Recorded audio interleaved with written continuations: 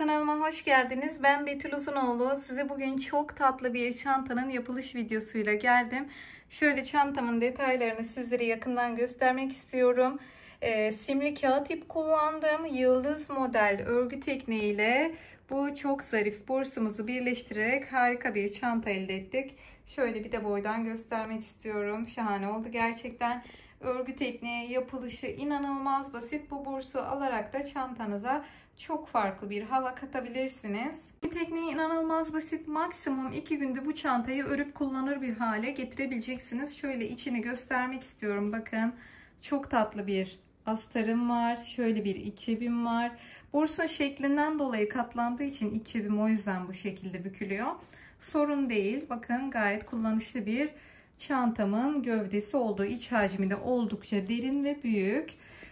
Şöyle zaten bursta büyük bir kısmını kapladığı için çantamın ağız kısmı da güvenle bu şekilde korunuyor. Bu şekilde kullanabiliyorum. Dilerseniz bu yıldız örgü tekniğini bu çantada öğrendikten sonra burslu çantalarda veya büyük boy plaj çantalarında bile bu örgü tekniğini kullanabilirsiniz. Tüm detaylarıyla sizlere bu videonun içinde aktarıyor olacağım. Çantamın detaylı görsellerini, reelsini Instagram adresim betül.fashion'da paylaşıyor olacağım. Sizleri oraya da bekliyorum. Bir tekniğine geçmeden önce şöyle unutmadan çantamın ölçülerini de vermek istiyorum. Tabanımızla başlayalım. Tabanımızın derinliği 14 santim derinliğinde bir taban görüyorsunuz. Bakın ne kadar muntazam bir taban oldu. Taban genişliği ise 25 santim genişliğinde bir tabanımız var. Çantamızın gövde yüksekliğine gelecek olursak şöyle ölçtüğüm zaman 21 santim yüksekliğinde bir gövde yüksekliği. Çantamızın burs genişliği, derinliği de şöyle 12 santim yapıyor ve çantamızın en geniş kısmını, ağız kısmını ölçelim. Bu şekilde bursa takılı haliyle 35 santim genişliğinde yapıyor. Küçük veya çok büyük bir çanta da değil, orta boyutta bir çanta öreceğiz arkadaşlar. Oldukça kullanışlı olduğunu ve iç hacminin geniş olduğunu görüyorsunuz zaten. Kullanmış olduğum malzemeler hakkında bilgi vereceğim. Bu çantayı örerken 3,5 mm tığ kullanacağız. Ve ben bu şekilde simli çile kağıt ip kullanacağım. Harika bir ışıltısı var. Bakın yakından da görüyorsunuz. Yani genellikle böyle ışıltı atmak için bazen metalik iple kağıt ipi karıştırmak zorunda kalıyoruz. O şekilde çift kat örgü yapmadan direkt bu şekilde simli çile kağıt ip alabilirsiniz. Bu kağıt ipi Burcu Tuhafiye'den temin ettim. Videonun açıklama kısmına Instagram adresinin linkine bırakacağım. O kadar güzel renkler var ki, özellikle bir siyah renk var. Üzerinde yine bu şekilde gold geçişler. O da bu çanta için harika olur diye düşündüm açıkçası. Onu da tercih edebilirsiniz. Birçok simli kağıt ip var. Sayfadan temin edebilirsiniz. Ve bu çantayı bu örgü tekniğiyle rafya kağıt iple, farklı kağıt iplerle veya polyester pamuk makrome gibi iplerle de örebilirsiniz. Şöyle çok tatlı bir bursum var. Bakın her zaman merak etmişimdir. Özellikle bu yıl bu burs çok popüler. Bu şekilde açılıyor. Bence çok zarif. Yani şu ovalli, şuradaki kapanan kısmı bence çok şık duruyor. Bu bursu da yine aynı şekilde Burcu Tuhafiye'den temin edebilirsiniz. Ölçülerini verecek olursam bursun genişliği 18 santim. Şöyle tam olarak yüksekliği 21 santim yüksekliğinde yapıyor. Yine Burcu Tuhafiye'de dilerseniz gümüş rengi de mevcut. İpimi parmağıma doladım. Şöyle küçük bir halka yapıyorum. Bu şekilde. Tığımı içinden geçirdim. Bir tane ilmek çıkardım.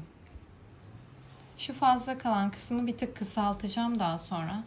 Şimdi zincir çekmeye başlıyorum. Elim ne çok sıkı ne çok gevşek, bakın.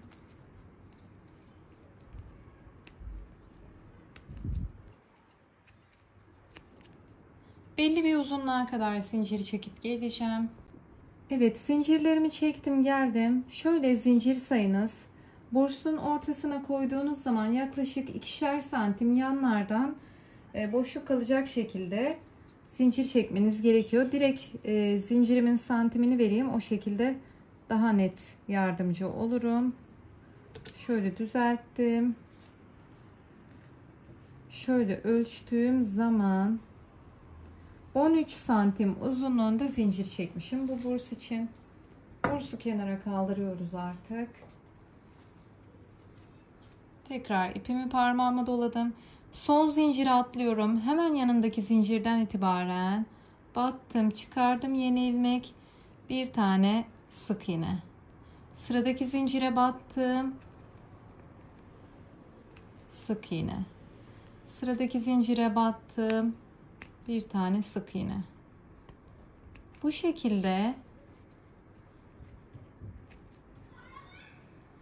bütün zincirlerime birer tane sık iğne yapalım. Sıramın sonuna kadar geleceğim. Sıramın sonuna kadar geldim. Bir tane zincirim kaldı. Şu ipimizi kısaltalım. En baştan. Evet, son zincirimin içine biraz ilmeğimi geniş tutarak son zincirimin içine bir tane sık iğne yaptım. Ve yine biraz daha geniş tutarak son zincirimin içine bir tane daha sık iğne yaptım. Ve yine biraz daha geniş tutarak son zincirin içine üçüncü sık iğnemi yaptım. Burada geniş tutmamın sebebi tabanınız daha sonra gergin olmaması için, yamuk olmaması için rahat bir dönüş yapması gerekiyor. Bu yüzden bu 3 tane ilmeği bu şekilde biraz bol tuttuk. Şimdi şu görmüş olduğunuz zincirlere tekrar batarak sırayla sık iğneler yapıyorum. Her bir zincirin içine birer tane batarak ilerlemem gerekiyor. Bu şekilde sıramın sonuna kadar geleceğim. Sıramın sonuna kadar geldim. Son bir tane batma noktam kaldı. Şöyle bakın. Buraya batacağım. Bakın buraya en başta son noktaya en başta başlarken bir tane sık iğne yapmıştım. Şimdi buraya yine ilmeğimi biraz geniş tutarak bir tane sık iğne yaptım. Tekrardan aynı noktaya bir tane daha ilmeğimi geniş tutarak sık iğne yaptım. Şimdi burada en başta yapmış olduğumuz şu sık iğne var ya, bunu yok edeceğiz. Bunun üzerine üçüncüyü yapacağız. Bu yokmuş gibi davranacağız. Yoksa burada sırayı tamamlarsak daha sonra artırmalarda bu sıranın başında, burası sıranın sonunda kaldığı için kafanız karışacaktır. O yüzden bunu yok edeceğiz. Bunun üstüne doğru üçüncü sık iğneyi yapacağız. Şöyle bir elimizle el ütüsü yaparak tabanımızın dönme noktalarını düzeltelim. Birinci sırayı bitirdik. Şimdi sırayla devam ediyorum. Bir tane sık iğne yaptım sık iğnenin üzerine ve burada başlangıç ve bitişimin belli olması için şöyle ilmeğimin üzerine toka taktım. Diğer sık iğnelerin tepesine de birer tane batarak devam etmeliyim.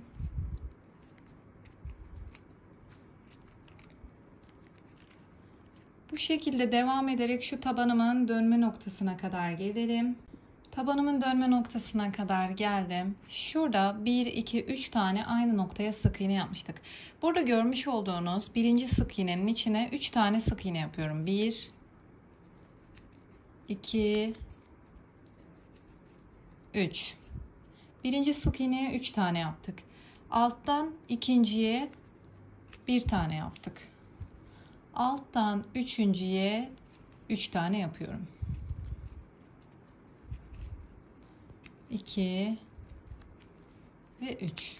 Şöyle bir bakalım. Hemen bakın dikdörtgen tabanım kendini belli etti. Birinciye 3 tane, ortadakine 1 tane, üçüncüye de 3 tane yaptık. Şimdi tekrardan aynı şekilde her birine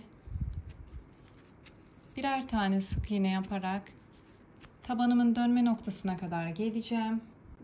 Evet, karşı tarafın dönme noktasına geldim. Burada yine 3 tane sık iğneyi görüyorsunuz. Şöyle ortalı olacak şekilde düzeltiyorum. Birinciye yine 3 tane. 1 2 3. İkinciye 1 tane. Üçüncüye de 3 tane. 1 2 3 ve ikinci sıramı da bitirmiş bulunmaktayım. Bakın bu tarafa ne yaptıysak sırayı bitirirken bu tarafa da aynısını yapmak zorundasınız. Çıkarıyorum. 3. sıraya adım attım ve tokamı tekrar aynı ilmeğe takıyorum. Şimdi tekrardan birer tane sık iğne yaparak devam ediyorum. Şöyle şu noktaya kadar gelelim. Evet, tabanımın dönme noktasına kadar geldim. Burada şöyle en altta, yani bir alt sırada 1, 2, 3 tane aynı noktaya yapmış olduğum sık iğneleri görüyorsunuz. Burada dikdörtgen tabanının kuralı 3 tane sık iğne yaptınız ya altta. 3 tane sık iğneyi gördünüz bir üst sırada. Ortasına 3 tane yapıyorsunuz, gerisi 1 tane. Sonra devam ediyorsunuz. Bakın yine 1, 2, 3. Ortasına 3 tane, gerisine 1 tane. Şimdi burayı birlikte dönelim. Bakın 3 tane sık iğne gördüm altta. Birinciye 1 tane yaptım. İkinciye 3 tane yapacağım. 1, 2, 3. Gerisine 1 tane yapıyorum. Diğer üçlüyü görene kadar. Evet. Diğer üçlüye geldim, bakın. Şöyle gösteriyorum. 1, 2, 3 aynı noktaya batmışım. Birinciye 1. Ortadakine 3 tane. 1, 2, 3. Ve ne yapacağım? Gerisine birer tane batarak devam ediyorum. Şurada bir ipim takıldı.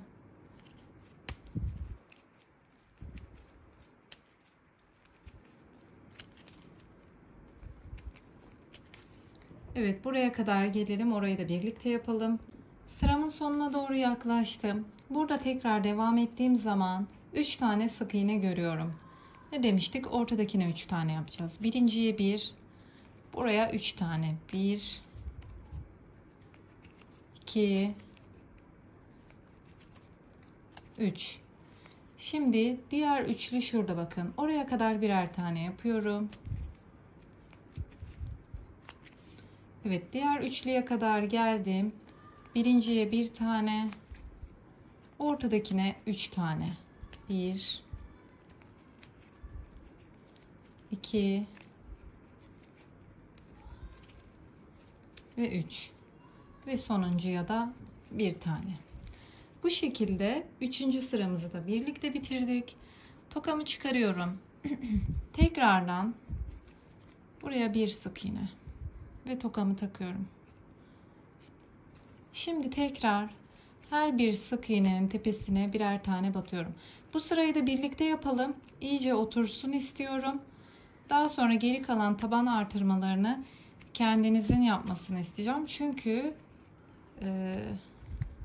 döne döne aynı şeyi anlatmış olacağım yani. Evet, şuraya kadar gelelim. Evet, buradaki üçlüye kadar geldik. Ne demiştik? 3 tane sık iğne görünce ortasına 3 tane yapacağız. Birinciye 1, ortadakine 3 tane. 1, 2, 3.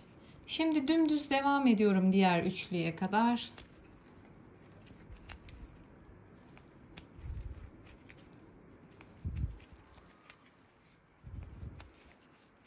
Evet, diğer üçlüye geldim. Gördüğünüz gibi birinciye 1, ortadakine 3 tane.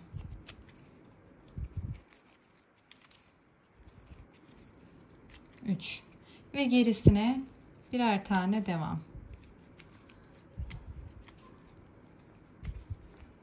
Bakın bu şekilde gözüküyor. Her zaman bu üçlünün ortasına 3 tane 3 tane 3 tane 3 3 yaparak bu dikdörtgen taban böyle büyüyerek devam edecek. Şimdi tekrar diğer üçlüye kadar birer tane yapalım. Evet, diğer üçlünün olduğu noktaya kadar geldim. Birinciye 1, ortadakine 3 tane. 1, 2 ve 3. Şimdi gerisine birer tane devam.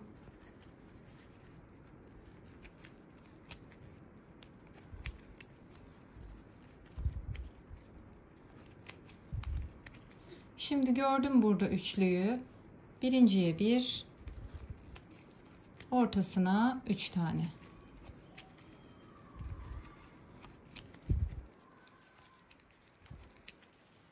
Evet, gerisine birer tane yapıyorum.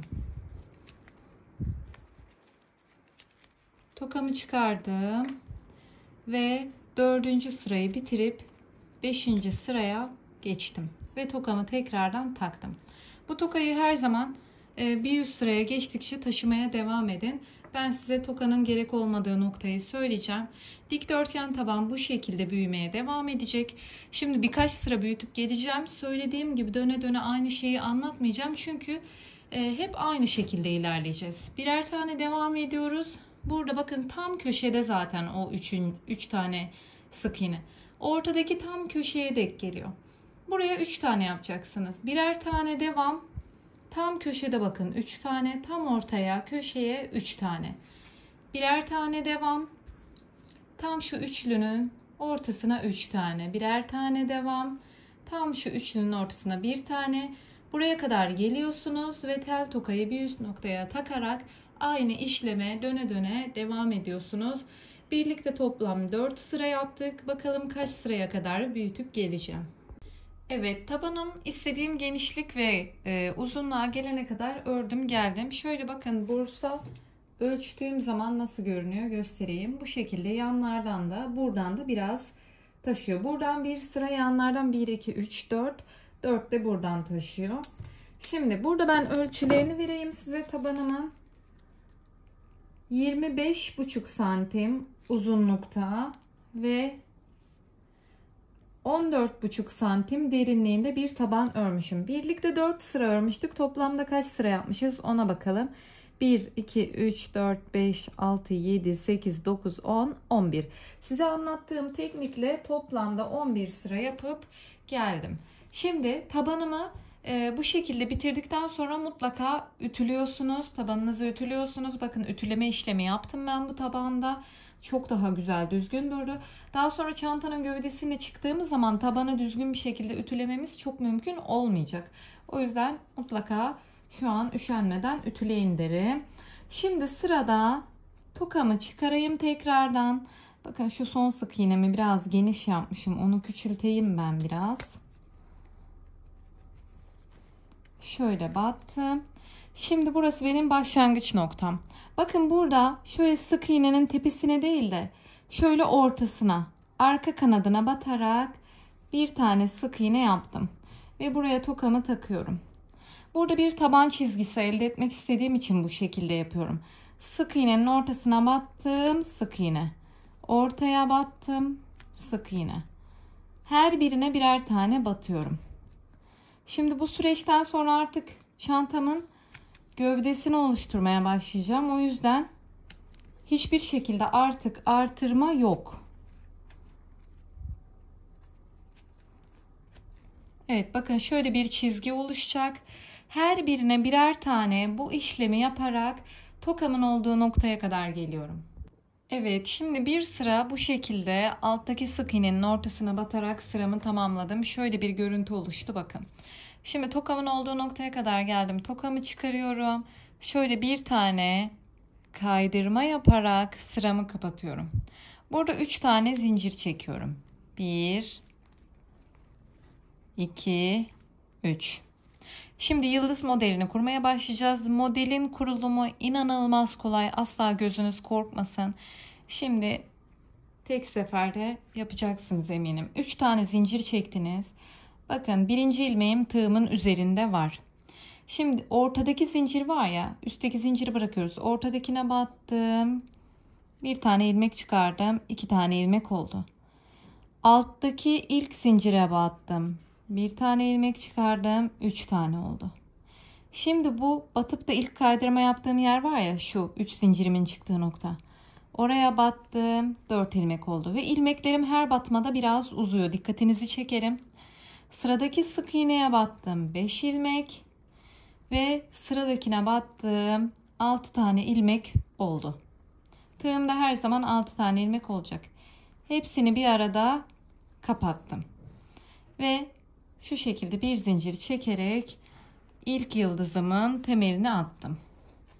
Bu şekilde bitirdikten sonra ilmeğimi yine bir tık geniş tutuyorum. Şu ortadaki yer var ya, yıldızımın. Oraya batıyorum. Bakın, tığıma ikinci ilmeğimi kattım. Şimdi şu son yıldız var ya, yıldız ilmeği, bir önceki yıldızın son ilmeğinin şu arka kanadına, şöyle göstereyim, şu arka kanadına batıyorum. Üçüncü ilmeğimi biraz daha uzatarak kattım. Şu ilk yıldızımın son battığı noktaya batarak dördüncü ilmeği kattım. Sıradakine battım 5. Sıradaki sık iğneye battım 6. Birkaç kere daha göstereceğim, merak etmeyin. Burayı kuramadıysanız videoyu başa sararak tekrardan model kurulumuna bakabilirsiniz. Bir tane zincirle kapattım. Şimdi tekrar gösteriyorum. Bakın, yapmış olduğum yıldızımın tam ortasına batarak bir tane ilmek çıkardım. Yıldızın, alttaki bir önceki yıldızın son bacağının arkasından batıyorum. Üçüncü ilmek. Ve şu son batılan sık iğneye batıyorum. Dördüncü ilmek. Yani bu yeni sık iğnelere geçmeden tığımda 4 tane ilmek toplamış olmam gerekiyor. Sıradakine batıyorum 5. Sıradakine batıyorum 6. Yani yeni sık iğnelerden 2 tane kullanıyorum yıldızı tamamlarken. Ve hepsini kapatıyorum. Bir tane zincirle hepsini kapattım. Tekrar yapalım. Yıldızımın ortasına battım. Bir tane ilmek çıkardım. Ve son yıldızımın bacağının arkasına battım. Bir ilmek. 3. Ve son kullanılan sık iğneye battım. 4. Yeni sık iğne 5. Gittikçe uzuyor. Yeni sık iğne 6. Örmesi inanılmaz keyifli. Model çok çabuk büyüyor. Ve bir tane zincirle kapattım. Burada biraz simli ip birbirine girdi. Şimdi tekrar yıldızımın ortasına batıyorum. Ve yıldızın son bacağının arkasına battım. Altta son kullanılan sık iğneye battım. Uzattım ilmek. Yeni sık iğne 5. Sıradaki yeni sık iğne 6.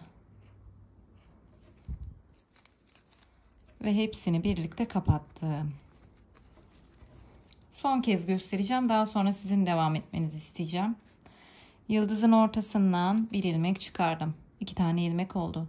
Yıldızın son bacağının arkasından battım. 3 ilmek. Son kullanılan sık iğneye battım. 4 ilmek. Yeni sık iğne 5 ilmek. Yeni sık iğne 6 ilmek. Bu kadar basit. Hepsini birlikte topladım ve bir tane zincirle yıldızımı kapattım. Bu şekilde bakın modelim oluşmaya başladı. Her birine birer tane batarak, bakın her birine aynı işlemi, birer tane batarak demeyelim de aynı işlemi her ilmeğe uygulayarak sıramın sonuna kadar geliyorum. Köşelerde falan lütfen şaşırmayın. Aynı şekilde devam ediyorsunuz.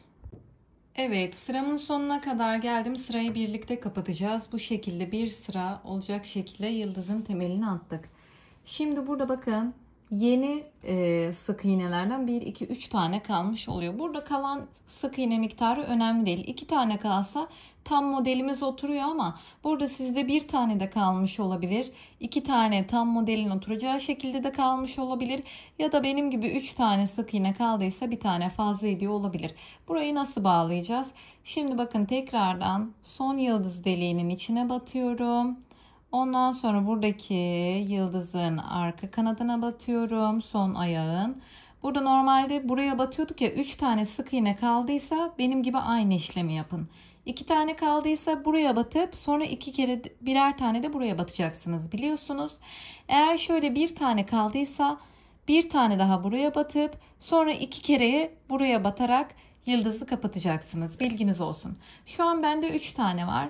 Bakın son yıldızın arka kanadına da battım. Normalde şimdi buraya batmam gerekiyor değil mi? 3 tane var. Buraya batmayacağım. Yenisine batıyorum 4. Yenisine batıyorum 5. Ve yenisine batıyorum 6. Yani 3 tane sık iğneyi de kullanıyorum. Şu şekilde kapatıyorum. Şimdi burada normalde alıp kapatmam gerekiyor ama burada bakın başlamış olduğum 3. zincir var ya, 3 tane zincir var. Burada en tepedeki noktaya batıyorum. Şöyle ipimi Tığıma doladım. Çıkardım. Ve şöyle yıldızımı kapattım. Evet, burada bir tık gerginlik oluştu. Ben burada 3 tane sık iğneyi kullandığım için, ama daha sonra ütüledikten sonra hiç belli olmayacak. Şimdi burada 2 tane zincir çekiyorum. Şöyle elimizde bir bakalım, düzeltelim. Söylediğim gibi eğer sizde bir tane kaldıysa 2 tane yeni sık iğne kullanıyorduk ya. Son bir tane kalana 2 kere de batabilirsiniz.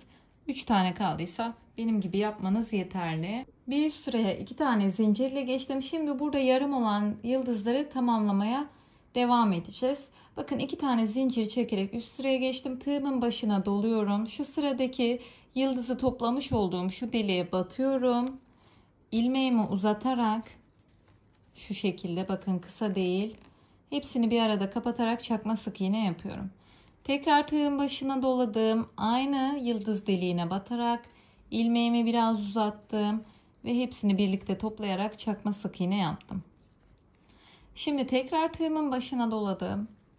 Sıradaki yıldız deliğine batıyorum. Tığımın başına doluyorum hep bu sırada. Sadece yıldız deliğini kullanıyorum ve ilmekleri biraz uzatarak çakma sık iğne. Tekrar tığın başına doladım. Aynı yıldız deliğine ikinci çakma sık iğne. Bu sıram da hep bu şekilde çakma sık iğne ile devam edecek. Tığın başına doladım. Sıradaki yıldız deliği, çakma sık iğne. Bir daha doladım. Aynı noktaya çakma sık iğne. Bu kadar basit. Tığın başına doladım. Sıradaki yıldız deliğine batıyorum. Çakma sık iğne, tığımın başına doladım. Aynı noktaya çakma sık iğne. Doladım. Sıradaki yıldız deliğine çakma sık iğne, doladım. Aynı noktaya bir tane daha. Hepsine bu şekilde ikişer tane yaparak böyle yıldızı tamamlayıp geliyorsunuz. Aynı şekilde sırayı dolaşıyorum. Evet, her bir deliğe çakma sık iğneler yaparak sıranın sonuna kadar geldim. Bakın son deliğim kaldı. Tığımın başına doladım. Oraya da 2 tane çakma sık iğne yapıyorum. Şöyle 1 ve 2. Şimdi burada ilk yapmış olduğum çakma sık iğne var ya, görüyorsunuz.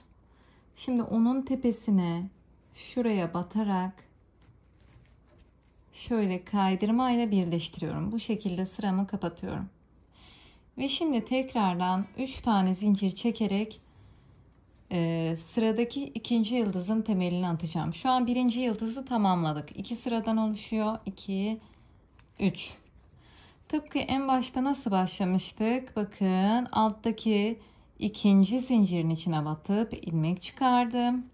Üçüncü zincire batıp ilmek çıkardım. Kaydırma yaptığım şu noktaya batıp ilmek çıkardım. 4. Yenisine battım. 5. Yenisine battım. 6. Tekrardan hepsini topluyorum.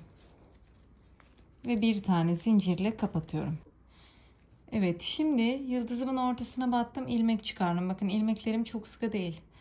Alttaki son ayağın arkasına battım, ilmek çıkardım. 3. Bakın son battığım sık iğneye battım. 4. Yeni battığım sık iğne 5 ve yeni battığım sık iğne 6. 6 tane ilmeği aldım. Hepsini topladım.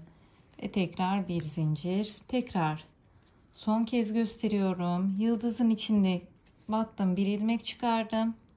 Son ayak arkasına battım, bir ilmek. Son batılan sık iğneye battım, bir ilmek. Yeni sık iğne ve tekrardan yeni sık iğnenin tepesine battım. Yani sık iğne dediğim çakma sık iğnenin alttaki. Toplamda böyle 6 tane ilmek olunca topluyoruz. Bir zincir. Aynı ilk sırada nasıl yaptıysak bakın o şekilde oluşturmaya devam ediyorum. Bir kez daha yapalım hadi. Yıldızın ortasından bir ilmek çıkardım. Arka ayaktan bir ilmek. Son batılan noktadan bir ilmek. Ve 2 tane de yeni noktalara batarak ilmek çıkardım. Topladım 6 ilmeği de ve zincirle kilitledim. Bu şekilde arkadaşlar sıranın sonuna kadar devam edeceğiz. Sıramın sonuna kadar geldim. İkinci yıldız sırasının da temelini attık. Son yıldızı birlikte yapalım. Bakın buradaki yıldız deliğinin içine battım. Son ayağın arkasına ve son batılan noktaya ve 2 tane de yeni noktaya batarak 6 tane ilmeğimi oluşturdum ve hepsini birlikte topladım. Burada yapmış olduğum 3. zincirin içinden batıyorum. Şöyle şuradaki ilmeği biraz sıkı tutalım. Şuradaki 3. zincire battım ve şu şekilde yıldızı kapattım. Şimdi burada 2 tane zincir çekiyoruz. Burada artık çakma sık iğne sırası yapacağız. Yıldızı tamamlayacağız. Direkt tığımın başına doladım. Bakın hemen sıradaki yıldız deliğinin içine batıyorum. Uzatarak biraz battım bakın. Çakma sık iğne. Tekrar doladım. Aynı noktaya battım. Çakma sık iğne. Tekrar doladım.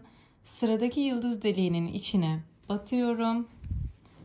Çakma sık iğne ve tekrardan aynı noktaya batarak uzatarak çakma sık iğne. Bu şekilde yıldızımı tamamlayacağım. Evet, bu sırayı biliyorsunuz artık. Çok daha kolay. Hızlı bir şekilde bitirelim. Evet, çakma sık iğneleri yaparak sıramın sonuna kadar geldim. Bakın son yapmam gereken bir nokta daha var. O noktaya da 2 tane yapıyorum. Ve burada biliyorsunuz ilk yapmış olduğum, yani şu 2 zinciri bırakıyorsunuz. İlk yapmış olduğum çakma sık iğnenin tepesine batarak bu şekilde kaydırmayla sıranızı bağlıyorsunuz. Burada şimdi 3. yıldız sırasının temelini atacağız. 3 tane zincir çekiyoruz. Ve ortadaki zincire batarak bir ilmek, en alttaki zincire bir ilmek, hemen kaydırma yaptığım noktaya bir ilmek ve 2 tane de yeni noktaya batarak ilmekler çıkardım. 6 tane oldu. Hepsini bağladım. Zincirle kapattım. Evet, artık ne yapmamız gerektiğini, bütün işlemleri biliyorsunuz. Burada tekrar 1. yıldızın temelini atacağız. Daha sonra bir üst sıraya çıktığımız zaman her yıldız ortasına 2 tane uzatarak çakma sık iğne yapacağız. Bu şekilde yıldız örgü tekniğim belli bir yüksekliğe gelene kadar çantamın gövdesi yıldız örgü tekniğini devam ettireceğim. Evet, çantamın gövdesini istediğim uzunluğa gelene kadar ördüm geldim. Toplamda bakın 1, 2, 3, 4, 5, 6, 7 tane tam yıldız sırası yapmışım. Kaç santim yapıyor? Hemen size ölçüsünü vereyim. Şöyle 18 santim yüksekliğine gelene kadar örmüşüm.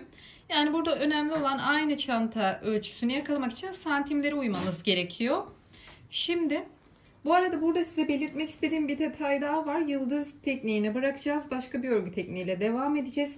Eğer bu çantayı burslu çantaya dönüştürmek istiyorsanız veya sonrasında farklı direkt klasik bursla yapmak istiyorsanız 27 santimlik bursum var. Bakın bir tane tam olacaktır. Bilginiz olsun.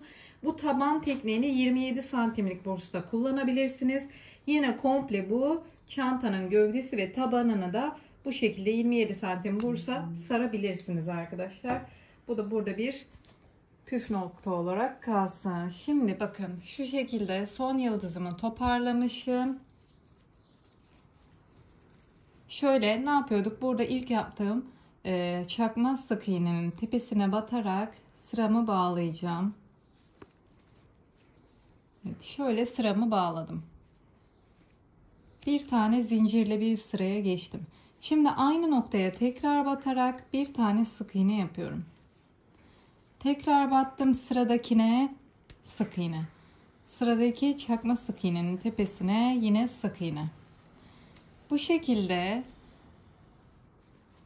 birkaç sıra çantamın ağız kısmını sık iğnelerle dolaşacağım.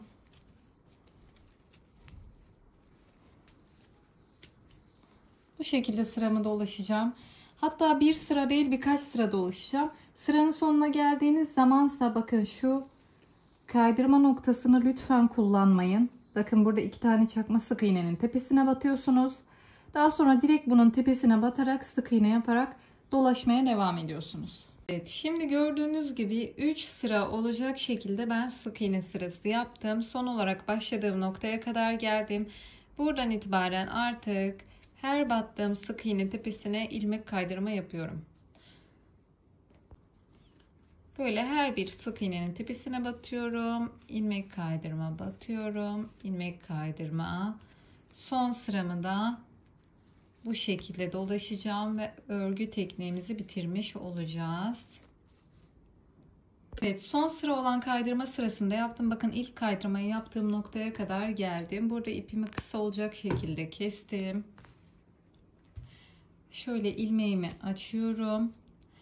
Ve şuradan bakın ilk yapmış olduğum ilmeğin arkasından şu şekilde batıyorum. İpimi arkaya taşıdım. Ve ipimin ilk çıktığı şu ilmek var ya, onun da şöyle arkalarından ve ortasından batıyorum. İpimi arkaya taşıdım. Ve şu şekilde bir bitiş yakalıyorum. Bunu da böyle ilmeklerim arasında kaydırarak gizleyeceğim.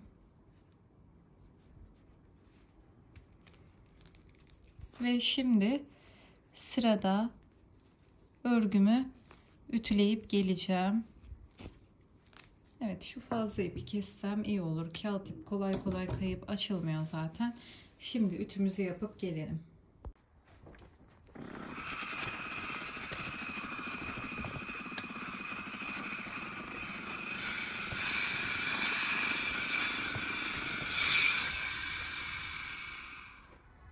Tam ütüledim geldim. Görüyorsunuz kağıt ip ütülendikten sonra çok daha güzel bir görüntüsü oluyor. Örgü tekniğini çok daha böyle ön planda tutuyor. Şimdi ütüledik ve sırada geldik astarımızı dikmeye. Astar dikimini dikiş makinesinde elbette göstermeyeceğim ama nasıl diktiğimi pratik bir şekilde sizlere aktarmaya çalışacağım. Ben bu şekilde kalın dokuda bir dak keten kumaş kullanıyorum. Çantamın rengiyle uyumlu bir kumaş. Şöyle kumaşımı bakın şu şekilde ikiye katladım dikdörtgen bir kumaşımı. Ortadan iğneyle sabitledim kaymaması için.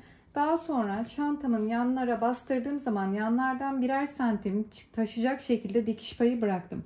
Ve tabanın ortasından şöyle tutup dümdüz bastırdığınız zaman bakın çantanın astar kumaşı gövdesi şu şekilde ağız kısmından 1 santim taşıyacak şekilde olması gerekiyor. Burayı da katlayarak dikeceğiz birazdan. Bu şekilde astarımızın ölçüsünü alıyoruz. Öncelikle yanlardan dikişimizi atıyoruz. Daha sonra şu şekilde bakın çantamın tabanına taşmayacak şekilde ağız kısmına 5 santim altta kalacak şekilde böyle bir iç cep yaptım. İç cebini de yine dikdörtgen bir kumaş kestim ve şu şekilde arkasını görüyorsunuz katlayarak dikiş attım. Buraya da ben biliyorsunuz ya kelebek iç astara ya da buraya kelebek ya da dantel şerit sabitliyorum. Buna dantel şerit sabitlemek istedim çünkü fermuar yapmayacağım. Şimdi yanlardan dikişinizi attıktan sonra şu iğneyi çıkaralım artık. Sırada geldik şu taban derinliğini yapmaya. Burada da şöyle, bu arada kumaşımı da ütüledim, fark etmişsinizdir. Yandaki dikişleri ortada buluşturuyorum şöyle. Dümdüz olacak şekilde şöyle yere sabitliyorum güzelce. Şuralar benim, şu kenar kısımlar taban çizgim olacak. Şöyle bastıralım. Burada metreye ve beyaz sabuna ihtiyacımız olacak. İsterseniz iğneyle de işaretleyebilirsiniz. Burada tabanımı ters çeviriyorum ve kaç santim olduğunu şöyle ölçüyorum bakın. Şöyle 14 santim genişliğinde bir tabanım var. Tekrar ölçelim. Evet, 14 santim genişliğinde. Şimdi şöyle dümdüz tutuyorum. Bakın alta kalan kısım şu tam çizgi 14 santim yapacak. Şöyle alttan bakayım. Evet, şu şekilde şu an dümdüz yapıyor. Şöyle çizelim. Buradan dikiş atmam gerekiyor. Aynı şekilde bunu da ölçüyorum. Tam 14 santim yapacak.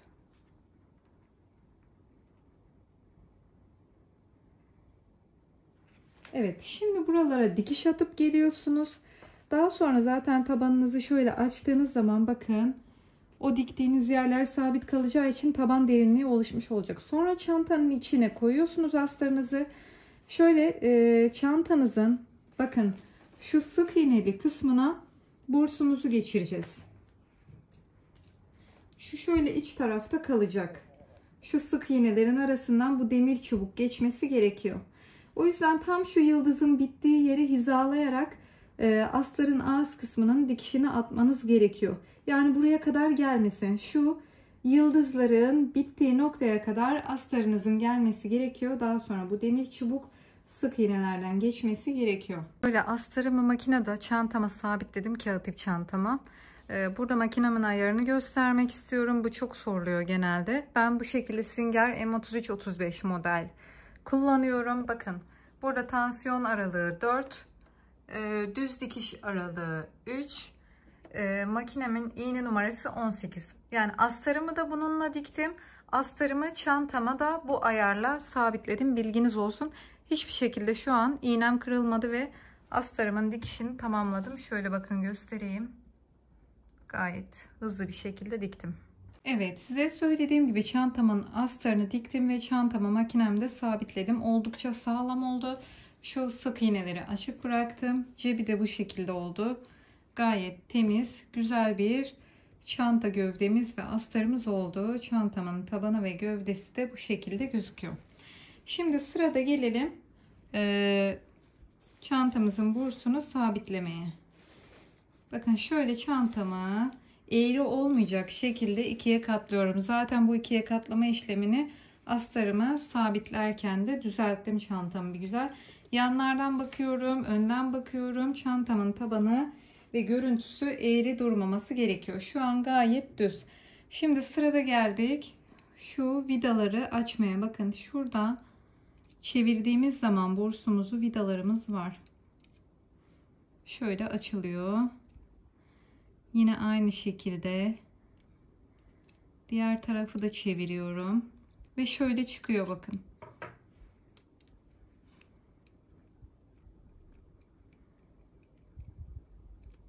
Evet, burayı da çıkardım.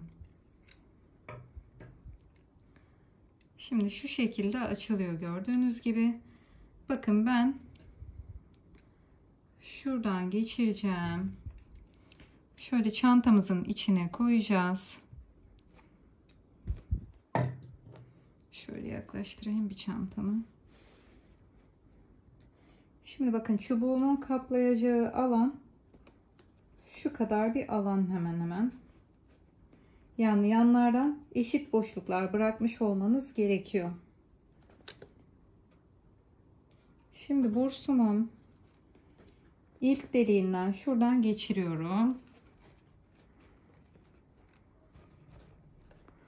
Yani burası beni biraz uğraştıracak çünkü size göstermeye çalışıyorum ama sizde daha düzgün ilerleyecektir. Mesela şuradan takarak başlayacağım. Şöyle ilerleyeceğim.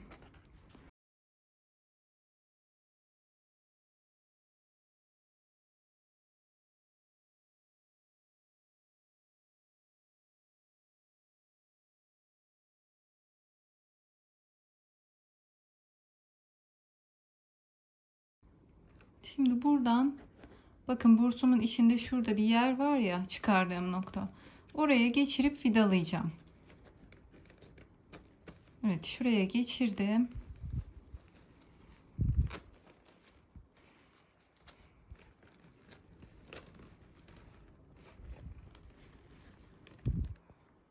Şu vidamı takıyorum.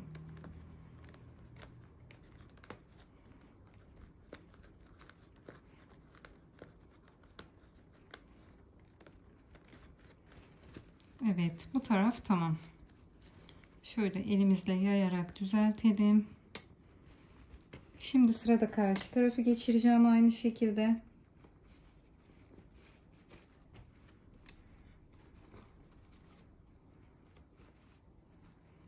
Yine çubuğumu aldım.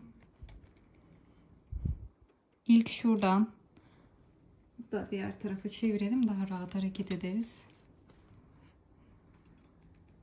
İlk buradan geçirdim.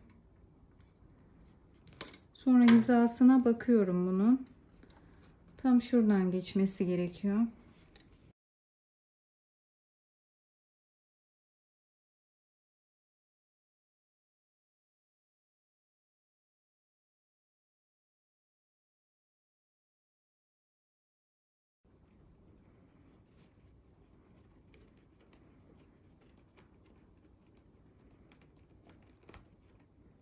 Evet, bu vidamızda taktık. Çantamızın bursunu bu şekilde oturttuk. Bence şahane oldu. İster bu şekilde kullanabilirsiniz. Şöyle açtığınız zaman bakın. Gayet hoş bence. İsterseniz de bakın şu yanları şöyle katlayarak da kullanabilirsiniz. Yani burayı gerekirse ütüyle iz yaparak, şöyle ütüyle bastırarak şu kısımları ütülerseniz çantayı kapattığınız zaman, açtığınız zaman orası otomatik kendiliğinden katlanacaktır. Evet, bursumuzu tamamen sabitledik ve çantamızı bitirmiş bulunmaktayız. Örgü tekniği ve bu burs inanılmaz yakıştı gerçekten. Ben çok sevdim. Çok farklı bir havası oldu. Ayrıca bu burs da ayrı bir zarafet kattı. Şöyle içini tekrardan göstererek videomu sonlandırmak istiyorum. İç cebi var. Oldukça geniş bir çantamızın gövdesi var. Şöyle kapattığımız zaman zaten burs çantamızın oldukça büyük bir kısmını koruyor. Umarım videodan memnun kalmışsınızdır. Buraya kadar geldiyseniz lütfen YouTube kanalıma abone olmayı ve yorumlarınızla bana destek olmayı unutmayın. Görüşürüz. Sevgiyle kalın.